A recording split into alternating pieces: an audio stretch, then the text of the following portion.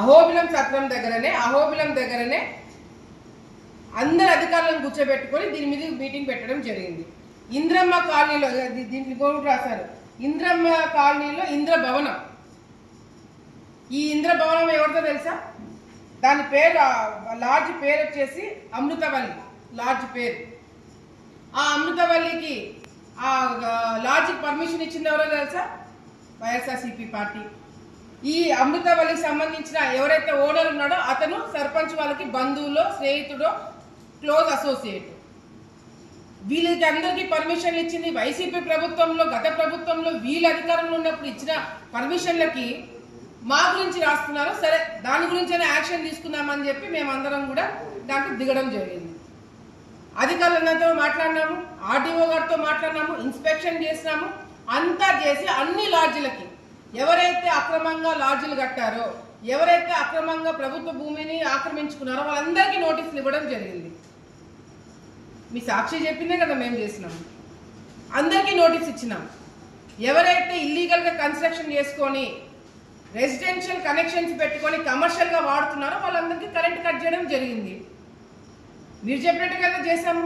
మీ సర్పంచ్, మీ YCP sarpanch చెప్పినట్టు కదా చేసినాము. చెప్పినట్టుగా చేస్తే 2 రోజుల క్రితము సాక్షిలో వచ్చిన, ఇది మీ సాక్షిలో వచ్చిన మళ్ళీ ఇంకొక ఆర్టికల్, అహోబిలంలో బీటెక్స్. దీంట్లో మళ్ళీ ఏంటి, అహోబిలంలో బీటెక్స్ అని రాస్తూనే గత 20 సంవత్సరాల నుంచి లాడ్జీలు, సత్రాలు కట్టుకొని అన్నదాతాలు చేసుకుంటూ ప్రజలని బాగా చూసుకుంటున్న సత్రాల మీద పడి మేము డబ్బులు తీసుకుంటామని చెప్పి మళ్ళీ మా గురించి ఆర్టికల్ రాస్తారు. ఇదే సాక్షిలో అక్రమంగా కట్టారు, ఇల్లీగల్గా కట్టారు, తప్పుడుగా కట్టారని చెప్పి మీరు రాసిన ఆర్టికల్లే మళ్ళీ ఇప్పుడు దానిల మీద గురించి మీరు 20 సంవత్సరాల నుంచి అన్నదానం చేస్తున్న సత్రాల మీద పడిన బీ ట్యాక్స్ వసూలు చేసుకుంటారని చెప్పి మళ్ళీ మా గురించి మీరే రాస్తారు.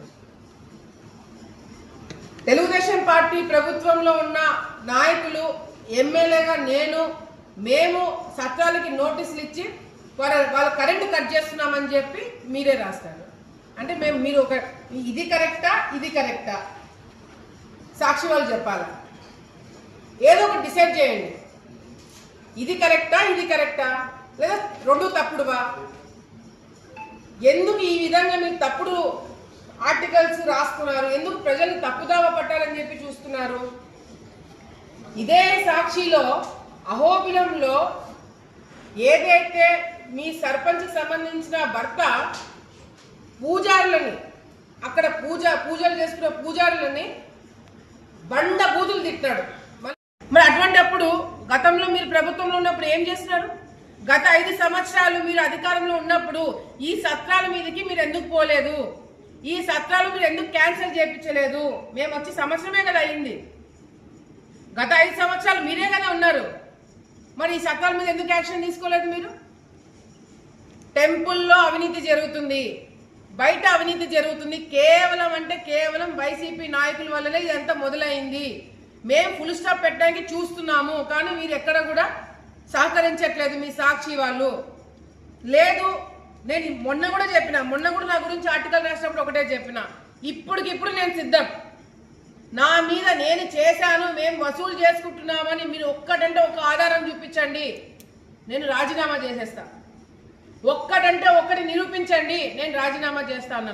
ఎక్కడ ఇట్లా సాక్షి వాళ్ళు మీరు ఏది పడితే అది రాయడం వల్ల ఎవరికండి నష్టము? ప్రజలకు నష్టం కాదు, మాకు నష్టం కాదు. ఎవరికి తెలుసా? మీ యాజమాన్యానికి. మీరు తప్పుడు రాతలు రాస్తే మేము కేసులు వేస్తాం. ఎవరండి రావాల్సింది? కోర్టు చుట్టూ ఎవరండి తిరగాల్సింది? మీ సాక్షి వాళ్ళు కాదా?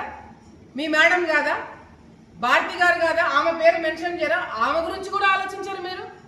నాకు తెలిసి ఎవరైతే ఈ రిపోర్ట్ రాశారో, ఎవరైతే ఈ ఆర్టికల్ రాశారో పాపం మర్చిపోయినట్టున్నాడు. ఈ ఆర్టికల్ రాసినట్టు, ఇది రాశారని మర్చిపోయి ఇది రాసినట్టున్నారు. లేకపోతే ఏ ఇల్లీగల్ కన్స్ట్రక్షన్స్ చేస్తున్నారని చెప్పి రాసిన వ్యక్తి ఆ ఇల్లీగల్ కన్స్ట్రక్షన్స్ వెనకేసుకుంటూ మళ్ళీ ఇంకొక ఆర్టికల్ ఎట్లా రాస్తున్నాడు? ఇది మీ జర్నలిస్టులకే వదిలేస్తాను నేను.